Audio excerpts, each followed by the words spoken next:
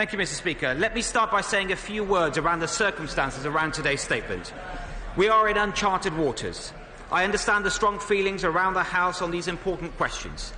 But it cannot be right for a proud sovereign democracy to ignore the will of the people. If the House votes for this bill this afternoon, then all that we are doing is delaying what the people have entrusted us to do and creating even more uncertainty for our democracy and our economy through a general election that nobody wants. But, Mr. Speaker, we cannot allow that uncertainty to distract us from delivering on the people's priorities. So today, we give certainty where we can. I announce our spending plans for Britain's first year outside the European Union. After a decade of recovery from Labour's Great Recession, we are turning the page on austerity and beginning a new decade of renewal. A new economic era needs a new economic plan, and today we lay the foundations, with the fastest increase in day-to-day spending in 15 years. The plans I announce today mean that we will be able to build a safer Britain where our streets are more secure, a healthier Britain where we can care for people throughout their lives, a better educated Britain where every child and young person has the opportunity to succeed, no matter where they came from or who their parents are. We will build a global Britain where we will walk tall in the world with more, not less, of a presence on the international stage. A modern Britain where we will embrace diversity as a strength. An enterprising Britain where we will be proud of our scientists, our inventors and our entrepreneurs. A prosperous Britain where we will live within our means and growth comes from every corner of this nation. Today, we lay the foundation for a stronger, fairer and more prosperous future for our great country. And Mr. Speaker, it's been 3 years and 3 months since the British people gave us their instruction to leave the European Union. If people are going to have faith in the ballot box again, we absolutely have to follow through on that instruction. That is why we have set a deadline of October the 31st, just 57 days away. This government still believes that the best outcome would be to leave with a deal, and we could not be more serious in negotiating for such an outcome. My right honourable friend, the Prime Minister, has set out our position, and our central ask is very clear: to remove the anti-democratic backstop from the withdrawal agreement. But without the ability and willingness to walk away with no deal, we will not get a good deal. And I know that some businesses and households are concerned about what a no-deal outcome would mean for them. I recognise that, and I understand that the uncertainty around Brexit is challenging. But this is ultimately a question in trust in our democracy. In the end, a strong economy can only be built on the foundation of a successful democracy. On a point of order. So let me reassure you of this.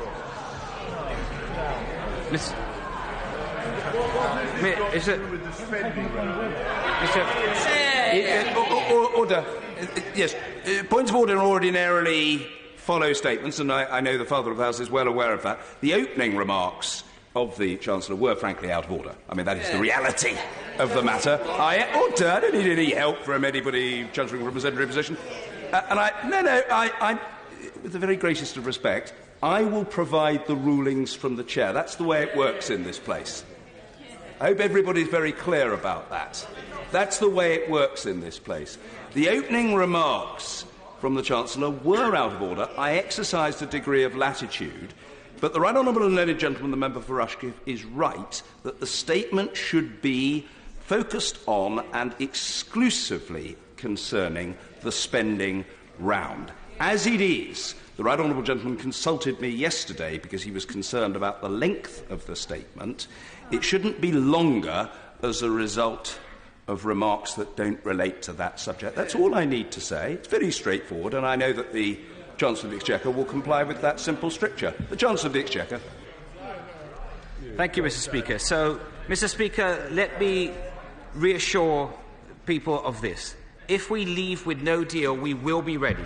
Within my first few days as Chancellor, I provided £2.1 billion of extra funding for Brexit and no-deal preparedness. And today I can announce that we will provide a further £2 billion for Brexit delivery next year as well. That means more border force staff, it means better transport infrastructure at our ports, and more support for business readiness. I've tasked the Treasury with preparing a comprehensive economic response to support the economy if needed, and will work closely with the Independent Bank of England to coordinate fiscal and monetary policy. Sensible economic policy means that we should plan for both outcomes, and we are doing so. But we should be careful not to let our focus on planning and preparedness distract us from the opportunities that lie ahead. Brexit will allow us to reshape the British economy and reaffirm our place as a world-leading economic power. We'll have the opportunity to design smarter, more flexible regulation, or to cut red tape that stifles innovation. We'll be able to replace inefficient EU programmes with better, homegrown alternatives.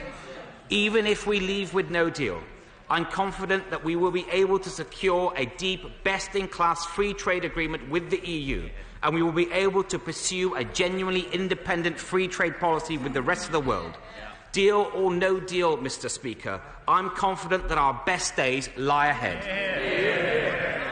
Now, Mr. Speaker, while the immediate outcome of the talks are uncertain, there are some things that we can be certain about when it comes to the economy and our ability to set out what we can afford to spend.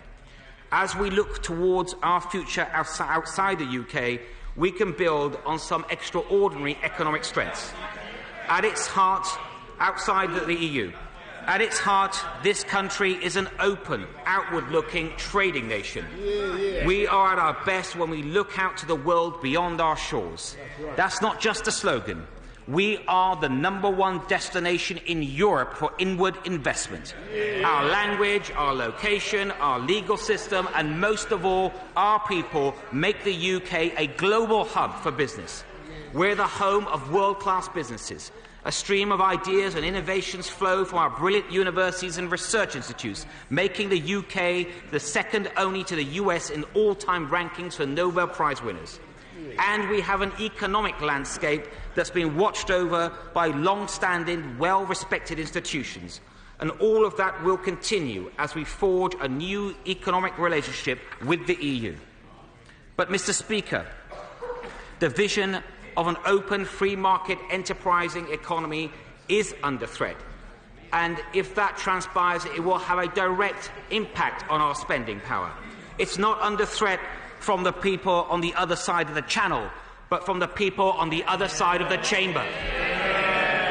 Let's be in no doubt about the biggest threat to the UK economy. The #1 concern raised by businesses and international investors is not the form of our exit from the EU. The real Project Fear is the agenda of the party opposite. If they had their way, whole sectors of the economy... Order. It really is very, very unseemly. And I'm sorry to have to say that to the Chancellor of the Exchequer, who's always been unfailingly courteous in his personal dealings with me and probably with everybody else. I say what I say with a heavy heart and not without reflection. There is a procedure to statements of this kind, a very long-established procedure, and it bothers me greatly that the Right Honourable Gentleman, in the course of a statement, seems to be veering into matters outwith, not even tangential, but unrelated to the spending round upon which he is focused. And I know that I say what I do with the vigorous concurrence of people who've been in this House a great deal longer than he has or than I have. And so I must ask the Chancellor, who I'm sure is fleet of foot, so to adjust his remarks from his prepared text that he focuses on that upon which he should focus and not upon that which is immaterial to the statement. And I'm setting out the position, and no one, be he ever so high, is going to tell me what the procedures in the chamber of the House of Commons are. The Chancellor of the Exchequer.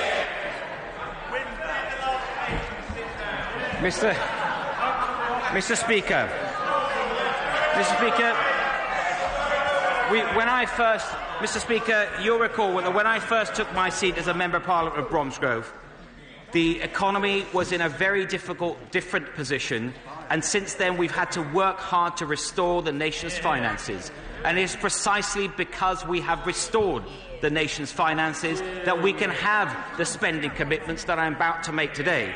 And I have to, Mr. Speaker, if I may, set out the context of what the situation was then and how we've got out of that, so that we can focus on how we can generate the spending power that we are able to deploy today. And I know, Mr. Speaker, that back then our budget deficit was 10% of GDP. We borrowed £150 billion in Labour's last year in office. It was the highest deficit in our peacetime history. We were borrowing £1 in every £4 that was spent. The party opposite lost control of the nation's finances, as they always do, and it fell to Conservatives to pick up the mess. Now, Mr. Speaker, my two immediate predecessors took the difficult decisions that we need to bring the deficit under control that allows us to have the spending that I'm setting out today. They didn't do that for ideological reasons, but because running an enormous deficit meant that our debt was rising at an unsustainable rate, making our economy vulnerable to shocks and passing on a huge burden to the next generation. The deficit now, Mr. Speaker, is 1.1% of GDP. For the first time in a generation, public sector debt is falling sustainably as a share of our national income. And we've boosted our credibility around the world and built confidence in the UK economy again. Labour left behind a bankrupt Britain, and we've fixed it. Now, thanks to those difficult decisions and the hard work of the British people, we can now afford to turn the page on austerity and move forward from a decade of recovery to a decade of renewal. Mr. Speaker, our careful management of the public finances means we can now afford to spend more on vital public services. So today, I'm deciding to set the real increase in day-to-day spending next year at £13.8 billion, delivering on the people's priorities across the NHS, education and police, and giving certainty to all departments about their budgets for the next year, clearing the decks for a government that is delivering Brexit. And I have always believed in the importance of living within our means, and unlike the party opposite, I won't squander the hard work of the last 9 years. So even with the extra spending, we are still meeting the current fiscal rules. But while our biggest challenge a decade ago was getting the deficit down, our biggest challenge today is getting our long-term economic growth back to where it was before Labour's Great Recession. If we can do that, Mr. Speaker, we can make sure there can be future spending increases that can also be sustainable. Boosting wages and raising living standards which have stagnated for too long, levelling up across the regions and nations.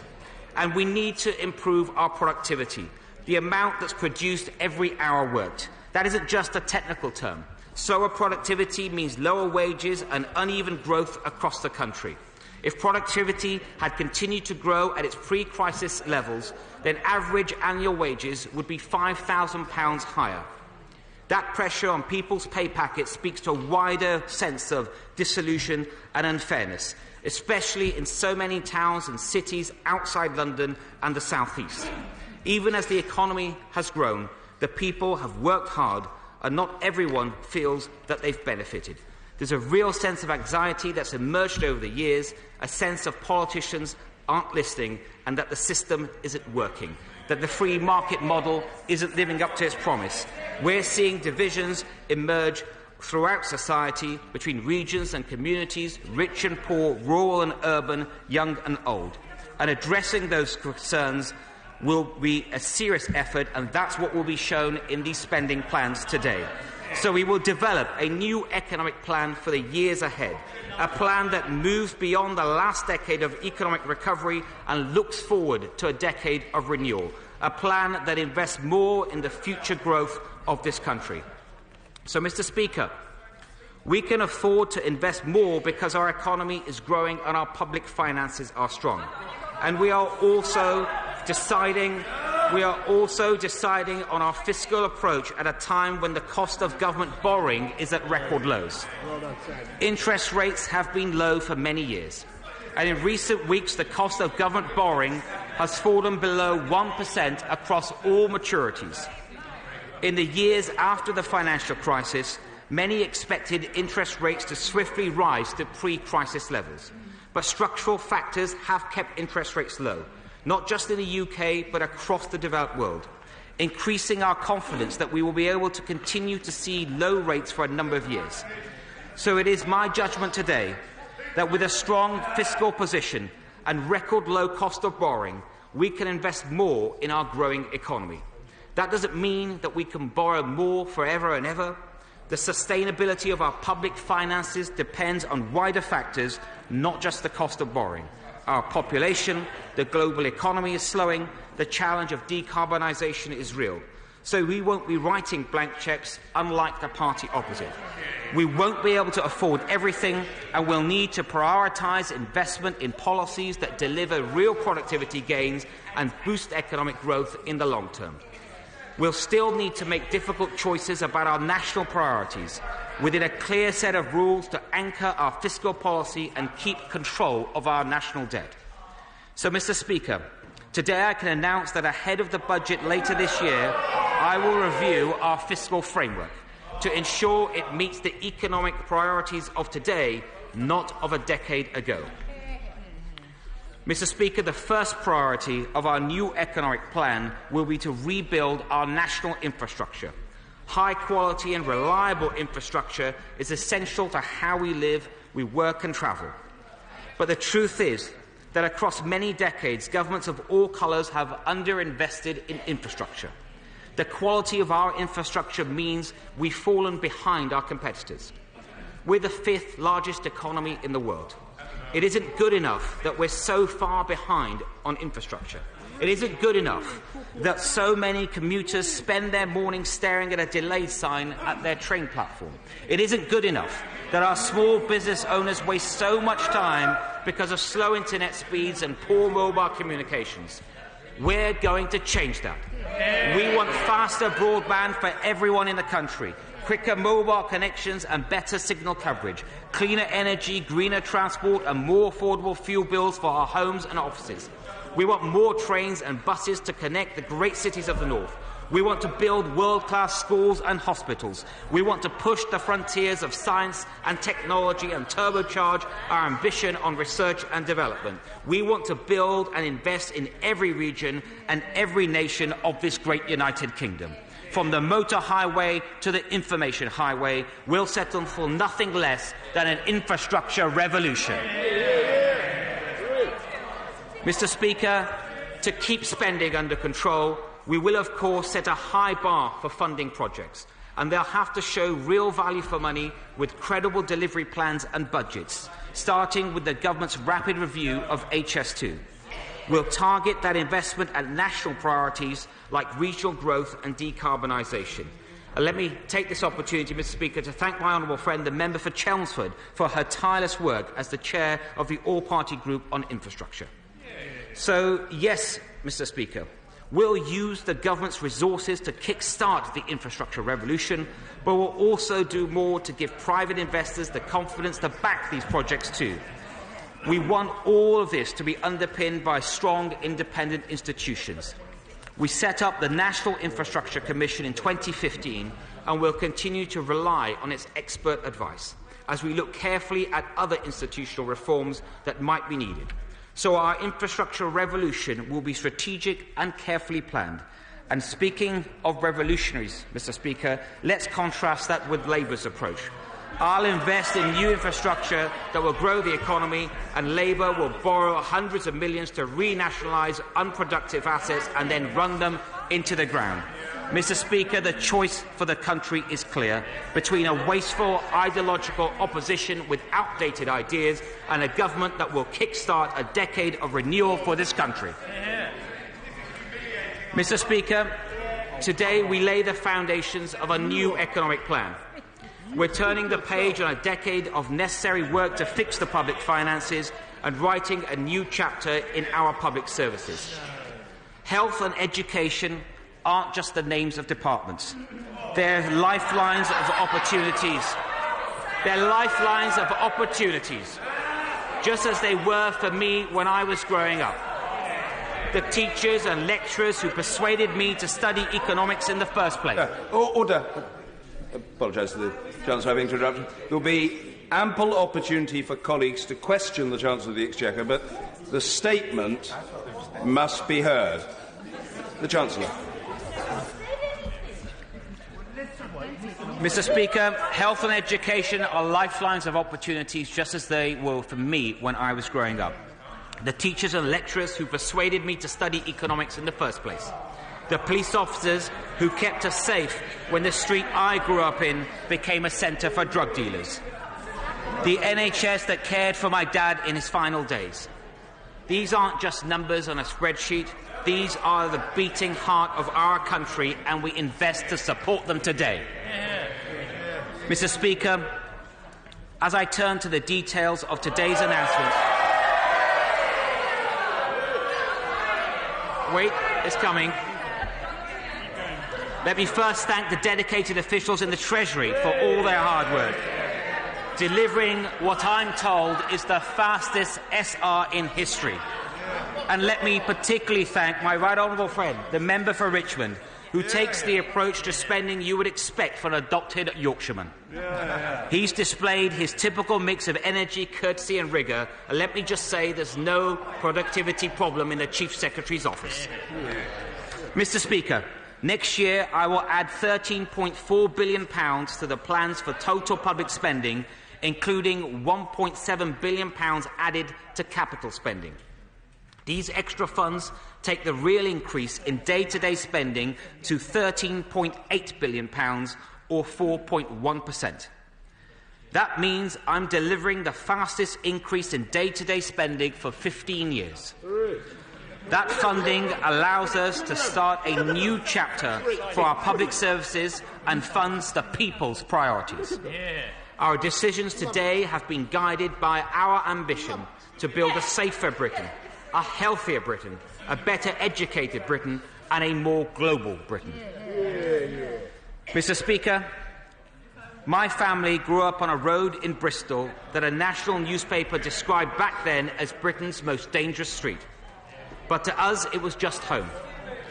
After we left, my brother became a policeman and has been in the force for over 25 years. So I've seen the impact the job has on the lives of those that are courageous enough to do it. So today I pay tribute to the bravery, courage and dedication of our hard-working police officers. As Home Secretary, I saw firsthand how the demands of our police forces are changing and increasing. Yes, traditional crime is down by a third since 2010, but the threats from terrorism have escalated and evolved. The internet is changing how criminals operate and break the law, and we've seen too many horrifying stabbings on Britain's streets. So with our frontline officers reporting that they are overstretched, it's clearly time to act and do more. And today I can announce, Mr. Speaker, a 6.3% real terms increase in Home Office spending, the biggest increase in 15 years. That means £750 million to fund the first year of our plan to recruit 20,000 new police officers. With an extra £45 million this year so that recruitment can start immediately, getting the first 2,000 officers in place by the end of March. And let me thank my right honourable and honourable friends, the members for South West Bedfordshire, Wokingham, Isle of Wight, Nuneaton and Telford for championing the police and police resourcing. The threats facing our police officers are evolving too, so the way we resource them will have to evolve in three areas. First, serious and organised crime is the most deadly national threat faced by the UK, costing the nation at least £37 billion a year. The scale and the complexity of this threat means that we need to do more to develop our response. So I'm announcing today a formal review to identify the powers, the capabilities, governance and the funding needed ahead of a full spending review next year. Second, this year, sadly, has seen more attacks on places of worship, including mosques and synagogues. That's unacceptable in a diverse, open, tolerant society like ours. So, to protect our religious and minority communities, I'm announcing today that I will double the Places of Worship Fund next year. And I thank my honourable friends, the members for Hendon and the member for Finchley and Golders Green, for their tireless work in combating hate crime. Also today, I'm announcing £30 million of new funding to tackle the scourge of online child sexual exploitation. Mr. Speaker, a better resource police force will deliver better outcomes for the British people, and it will increase the demands on our already overstretched criminal justice system. So today, we invest more in our criminal justice system to manage that increasing demand, with a 5% real terms increase in the resource budget for the Ministry of Justice and an increase in their capital budget to £620 million next year, and an extra £80 million for the Crown Prosecution Service. Taken together, today's spending round will dramatically improve the functioning of the criminal justice system, with more prosecutors, a reformed probation system, better security in prisons, and funding to begin delivery of 10,000 new prison places. Mr. Speaker, the spending round is delivering on the people's priorities, and there is no higher priority than the NHS. Last year, we increased NHS spending by an extra £34 billion a year by 2023-24. That was the single largest cash increase in our public services for more than 70 years. Today, we reaffirm our commitment to the NHS with a £6.2 billion increase in NHS funding next year. We're investing more in training and professional development for our doctors and nurses, and over £2 billion of new capital funding, starting with an upgrade of 20 hospitals this year and £250 million for groundbreaking new artificial intelligence technologies to help solve some of the healthcare's biggest challenges today, like easier cancer detection, discovering new treatments, and relieving the workload on doctors and nurses. Mr. Speaker, we can't have an effective health system without an effective social care system too. The Prime Minister has committed to a clear plan to fix social care and give every older person the dignity and security that they deserve. So I can announce today that councils will have access to new funding of £1.5 billion for social care next year, alongside the largest increase in local government spending power since 2010, and on top of the existing £2.5 billion of social care grants. That's a solid foundation to protect the stability of the system next year, and a down payment on the more fundamental reforms the Prime Minister will set out in due course. But that's not the only action that I'm taking today to support vulnerable people. On any given night, there are too many people sleeping rough on our streets. The human cost is too high. Today we do more, with £54 million of new funding to reduce homelessness and rough sleeping, taking it to a total funding of £422 million next year. That's a real terms increase of 13%. And can I thank my honourable friend, the member of Harrow East, for his tireless work in fighting homelessness. Mr. Speaker, a healthy environment is a precondition for a healthy population. And that's why we've set out an ambitious 25-year plan for the UK's natural environment. And today we go further. Leaving the EU provides an opportunity to set world-leading environmental standards, and we're giving DEFRA £432 million of funding to do so. We're providing £30 million of new money to tackle the crisis in our air quality, and another £30 million for biodiversity, including the expansion of our Blue Belt programme, a vital part of our campaign to protect precious marine species like turtles, whales and seabirds. We're stepping up our leadership on climate change with new funding for BEIS to develop new programmes to help meet our net zero commitment by 2050. and we'll set out further details of our plans for decarbonisation and infrastructure in that infrastructure strategy later this year, keeping our promise to be the first government in history to leave our environment in a better condition than we found it. Now, Mr. Speaker, alongside providing for the health of our population, the most important task of a government is to educate the next generation. Education and skills are at the heart of our vision for a national renewal.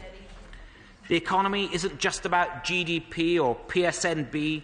There are many broader tests that matter too. Our children, are they growing up to be better off than their parents? Do hard work and talent matter more than where you are born? A good school, inspirational teachers, are the most effective engine for social mobility that there is. That's why today we are delivering on our pledge to increase school spending by £7.1 billion by 2022-23 compared to this year. Next year, we'll make sure that day-to-day funding for every school can rise at least in line with inflation and rising pupil numbers, with the schools that have been historically underfunded benefiting the most. Every secondary school will be allocated a minimum of £5,000 for every pupil next year. And every primary school will be allocated at least £3,750 per pupil, on track to reach £4,000 per pupil the following year. This funding will mean that teachers' starting salaries can rise to £30,000 by 2022-23, so that we can attract more of the best graduates into teaching. We've allocated nearly £1.5 billion per year to contribute to teachers' pensions. And we're providing over £700 million to give more support to children and young people with special educational needs, an 11% increase compared to last year. Nearly every other department I'm announcing today will be funded for just 1 year. But we recognise the importance of schools being able to plan.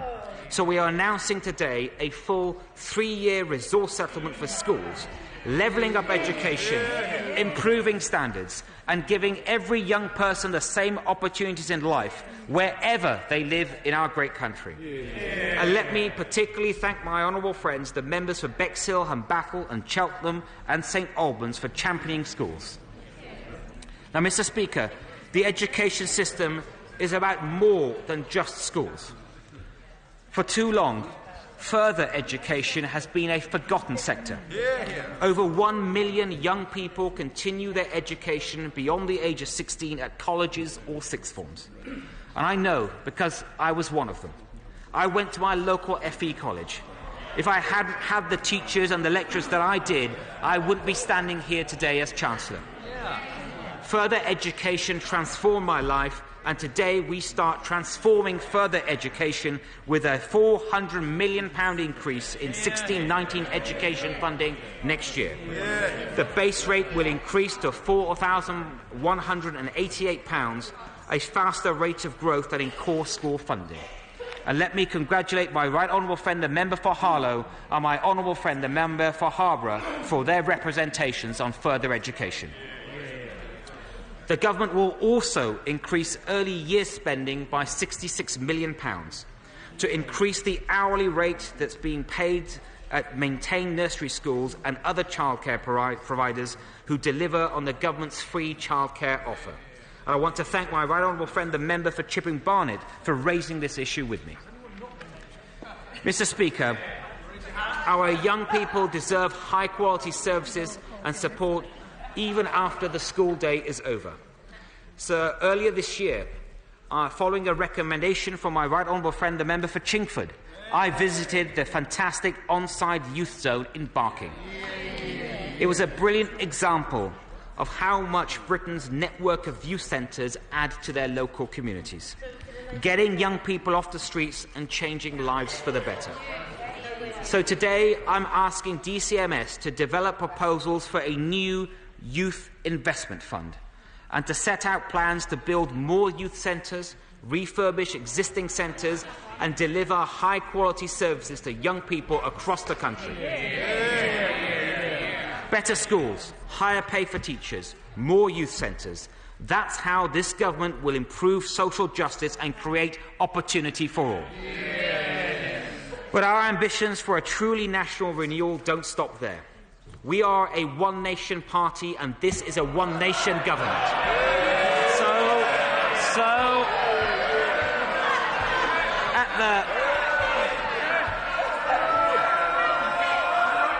Mr. Speaker, so at the heart of our new economic plan is the need to level up across this country. Every region and nation in the United Kingdom will benefit from new funding that I'm providing today to police, to schools, to health, social care and much more. Today we confirm funding of £3.6 billion for the new Towns Fund, providing a wave of investment to our regions and places. And a better transport links across the country will be a crucial part of levelling up across the nation. We've already allocated a total of £13 billion for better transport across the north. We'll fund the Manchester to Leeds route of the Northern Powerhouse Rail, and we'll set out more details, far more details, in the autumn on our new infrastructure strategy. Now, Mr. Speaker, you may not know this, but my dad was a bus driver. Having watched him work, I know that local buses can be a lifeline for many communities. So today we put the wheels back on the Great British Bus with more than £200 million to transform bus services across the country. We're funding ultra-low emission buses, and we'll trial new on-demand services to respond to passenger needs in real time. We'll set out more details of our new buses in due course once my right honourable friend the Prime Minister has finished painting models for them. Now, Mr. Speaker, our new economic plan won't stop at the borders of England. It will be a plan for all nations of the United Kingdom. In Scotland, decisions taken in today's spending round will provide over £1.2 billion of extra funding for next year. And we are taking a further step today. Mr. Speaker, we are taking a further step today to support Scottish farmers. In 2013, when the UK government allocated the Common Agricultural Policy funding within the UK, Scottish farmers lost out. Today, we correct that decision, making available an extra £160 million for Scottish farmers, something that I know that my honourable friends on these benches from Scotland will be pleased to hear. I'd also like to take the opportunity, Mr. Speaker, to thank my friend Ruth Davidson for everything she's done for that great nation. In Wales, today's spending round means an extra £600 million of funding for the Welsh Government. And in Northern Ireland, we are providing an extra £400 million from today's announcements. I welcome the case that's been made by the DUP for improved hospice care, for support for those that have been tragically wronged in the contaminated blood scandal. And those are rightly devolved matters. But I sincerely hope that the Northern Ireland administration will use some of the new funding that we're providing today to address those issues. Taken together, today's announcements will give the devolved administrations the biggest spending settlement for a decade. Mr. Speaker, throughout our history, Britain has always been at its best when we are open, global and outward-looking. Trading with the world beyond our shores has always been key to Britain's economic prosperity. And as we seize the opportunities of Brexit, we can establish new partnerships and trade relationships across the globe. For too long, we've let those trading relationships wither. And as my right honourable friend the Trade Secretary would be the first to acknowledge, this is a disgrace. So today, we invest in securing Britain's influence in the world. We support diplomacy. with £90 million of funding for 1,000 new diplomats and overseas staff and 14 new upgraded diplomatic posts. We'll boost trade with £60 million to extend the Great Campaign for next year. And if you're in any doubt about Britain's important role on the world stage, just look at the bonanza of international festivals and events that I'm funding today. In December, we'll welcome the NATO leaders meeting. Next year, we'll host the COP26 discussions if our bid is successful, thanks to the leadership of my right honourable friend, the member for Devizes. In 2021, we'll host the G7, and in 2022, we'll host the Commonwealth Games in Birmingham. Today, I can confirm the government's total commitment to this celebration of sport will be over £500 million. The Games will be a huge boost for the West Midlands, and I'd like to congratulate Andy Street for the leadership he has shown in that region. One of my personal highlights of the summer was meeting the England cricket team in the Downing Street Gardens. That World Cup winning side showed us the importance not just of talent and hard work, but of diversity too. A skipper from Ireland, a bowler from Barbados, and an all-rounder from New Zealand. As with our cricket team, so with our country, we are the most successful multi-ethnic democracy in the world. And I'm proud to live in a country where someone with my background can be Chancellor of the Exchequer. This spending round embraces modern Britain in all its diversity. And we make available today an additional £10 million to continue the Integration Areas programme that I first announced in 2018 as Community Secretary. That fund will continue to support thousands of the estimated 1 million adults in the UK who do not speak English well or at all. Openness to talent from around the world matters for our economy too. Once we've left the EU, we'll be able to create a points-based immigration system that meets the needs of the UK economy and the British people.